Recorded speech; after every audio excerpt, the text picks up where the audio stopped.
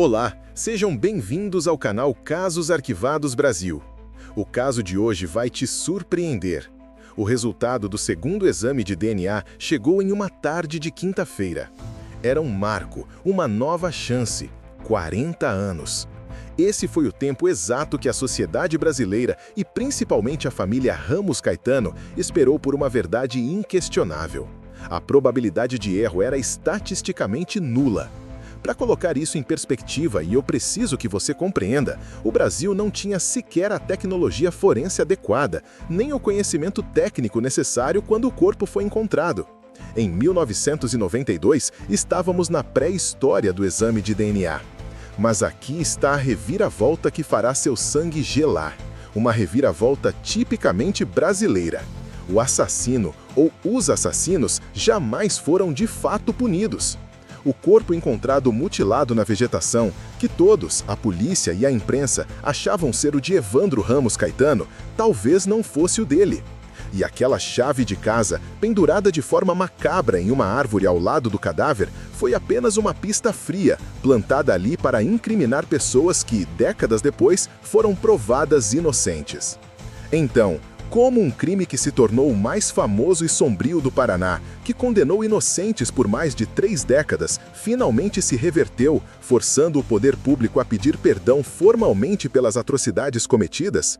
O caso Evandro é um buraco negro na história da justiça criminal brasileira, um mistério que expôs a falência da investigação policial, a pressão midiática e a completa ignorância forense da época.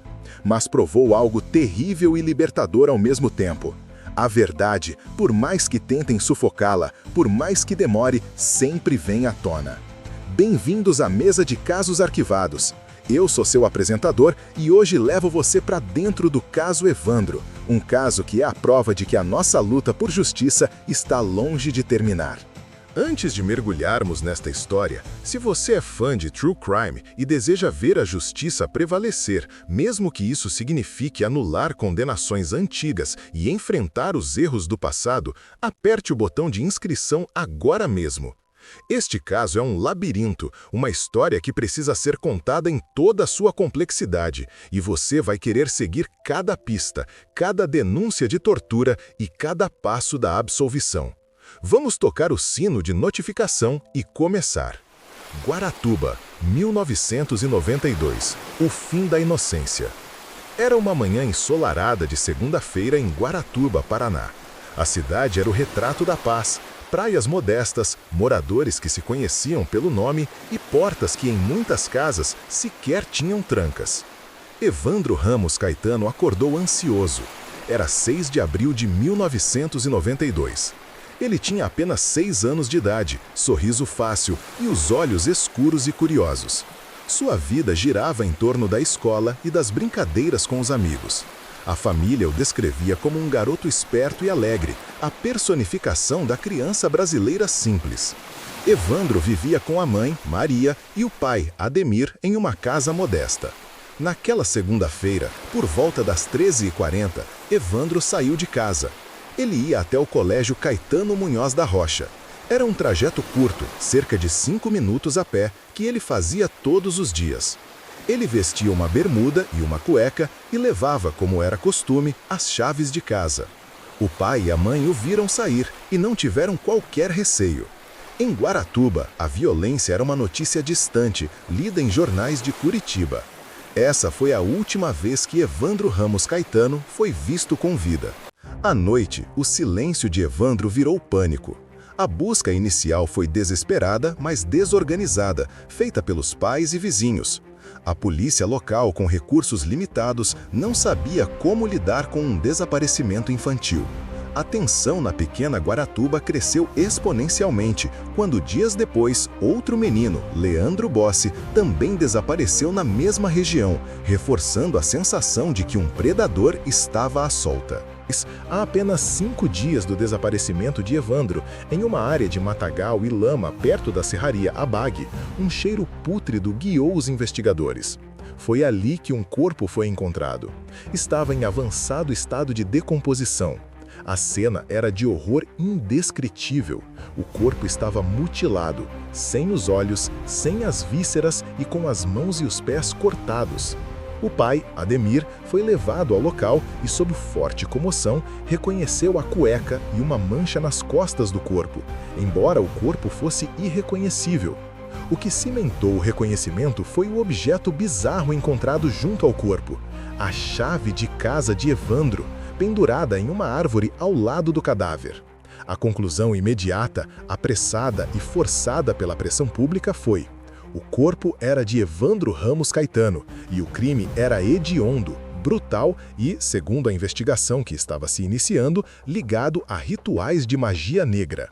A inocência de Guaratuba havia morrido naquele matagal. A teoria do ritual e a falsa solução. A partir da descoberta, a investigação brasileira deu um salto para a escuridão. A polícia, buscando a solução mais chocante e rápida, abraçou a teoria do sacrifício ritualístico. A imprensa comprou a narrativa.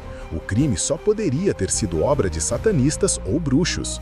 Em pouco tempo, a polícia do Paraná começou a deter suspeitos com base em denúncias vagas e boatos. Foi assim que o pai de santo Oswaldo Marceneiro e Davi dos Santos Soares foram presos, junto a outras pessoas. Mas o choque veio quando o inquérito apontou para a alta sociedade de Guaratuba. A primeira-dama, Celina Abag, e sua filha, Beatriz Abag, foram acusadas de serem as mandantes. A sociedade, já em frenesi, não podia acreditar. A figura da primeira-dama e sua filha, ligadas a um suposto ritual, vendia manchetes como lágua. O processo criminal se estabeleceu com base em um único pilar: confissões. É neste ponto que a história de Evandro se transforma em um pesadelo sobre o sistema judicial. O roteiro deve agora focar no que as fitas de áudio iriam revelar décadas depois.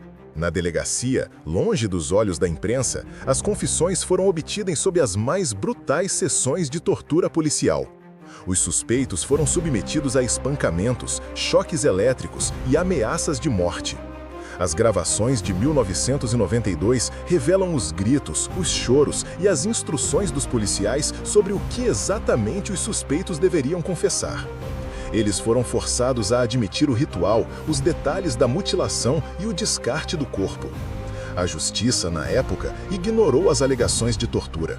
O clamor público exigia punição e o judiciário entregou condenações. Os réus foram a júri.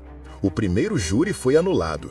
O segundo júri, em 1998, condenou Celina e Beatriz Abag, Marceneiro e David a longas penas de prisão. O caso Evandro estava resolvido. A sociedade respirou aliviada, acreditando que a justiça havia sido feita. Mas, por 3 longas décadas, os condenados carregavam o peso de um crime que, nas salas de tortura, eles foram forçados a assumir. Enquanto isso, Evandro, ou quem quer que fosse o corpo, continuava sem voz, e o verdadeiro assassino permanecia nas sombras. A tecnologia e a caça à verdade. O tempo passou. Os acusados cumpriam suas penas, e o caso Evandro se tornou uma nota de rodapé na história criminal do Brasil. Foi preciso que um trabalho de investigação jornalística independente reabrisse o caso. Em 2018, o jornalista Ivan Mizanzuki lançou o podcast Projeto Humanos, o caso Evandro. Mizanzuki e sua equipe fizeram o que a justiça não fez por décadas. Eles mergulharam nos arquivos.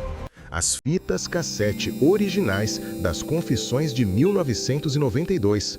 Mas essas não eram fitas de depoimentos. Eram, na verdade, gravações das sessões de tortura. A qualidade do áudio era fraca, cheia de ruídos, mas com o avanço da tecnologia forense de áudio, foi possível isolar e limpar os sons. O resultado foi inegável e aterrorizante. Era a prova irrefutável e brutal dos gritos, dos pedidos de clemência e das vozes dos policiais ditando a confissão. A nação ouviu a tortura em tempo real. O impacto das fitas foi estrondoso. A tecnologia não mentiu sobre a brutalidade. Isso levou a um pedido de revisão criminal no Tribunal de Justiça do Paraná, TJPR. Pela primeira vez na história do caso, o Ministério Público do Paraná, o órgão que defendeu a acusação, admitiu que as condenações poderiam não ter sido justas. A luta foi longa e detalhada, exigindo uma reanálise completa de 6.000 páginas de inquérito. Mas a justiça, baseada em provas tecnológicas de áudio, estava a caminho. Em novembro de 2023, mais de 31 anos após o crime, o TJPR tomou uma decisão histórica. Anulou as condenações de Beatriz Abage e dos outros acusados. A justiça reconheceu que as provas colhidas eram ilícitas, obtidas sob coação e violência. O Estado do Paraná, pela primeira vez, teve que publicar um pedido formal de perdão aos acusados. Conclusão e o mistério pendente. A anulação das condenações de 2023 abriu um abismo no mistério. O crime voltou à estaca zero. Se os condenados eram inocentes, a pergunta de 1992 paira no ar, mais fria do que nunca. Quem matou Evandro?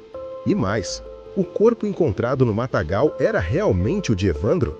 Perícias realizadas ao longo dos anos, incluindo um exame de DNA inicial, já haviam levantado a suspeita de que o corpo mutilado poderia pertencer a Leandro Bossi, o outro menino desaparecido dias antes. A polícia, na pressa de fechar o caso com Evandro, pode ter se enganado. A anulação judicial é uma vitória contra a barbárie policial, mas é uma derrota temporária na busca pela verdade final do assassinato.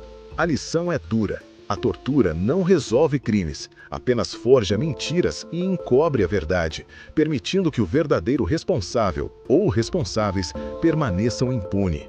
40 anos depois, o Brasil tem a certeza da inocência de alguns, mas a ausência da justiça para Evandro e para o menino que teve seu corpo identificado erroneamente.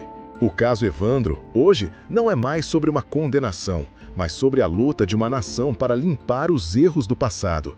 E, quem sabe, com a persistência da tecnologia e da nova investigação, um dia encontrar a verdade. A justiça levou 31 anos para reconhecer que houve tortura, mas a tecnologia não mente.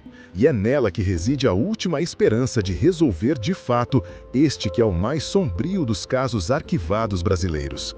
O verdadeiro assassino ainda está por ser encontrado. Esse foi mais um mistério. Se você gostou, não esqueça de se inscrever no canal Casos Arquivados Brasil para não perder nenhuma investigação. Até a próxima!